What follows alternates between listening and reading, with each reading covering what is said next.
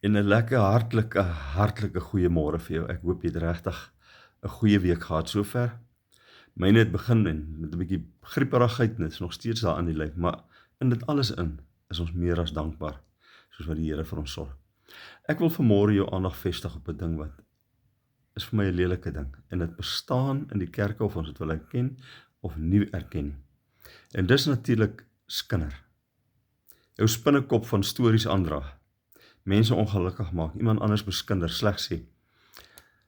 My ma het altyd gesê, as jy niks goed kan sê van iemand nie, dan los jy dit liewer uit. Jakobus sê in Jakobus hoofstuk 3, die volgende.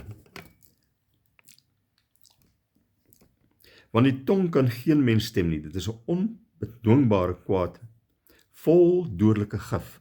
Julle? Vol dodelike gif, maar weet jy wat, as jy daai tong gebruik, om die Here te loof en te prys en in alles dankbaar te wees, dan lewe jy ook anderster.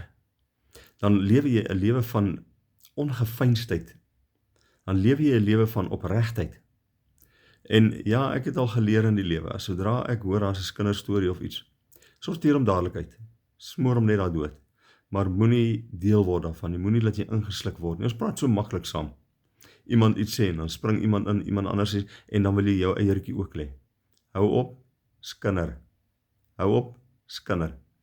Here, baie dankie dat U ons help om nie sleg van mekaar te praat nie, maar dat ons U eerder sal loof en sal prys en U naam eerder groot maak. Amen.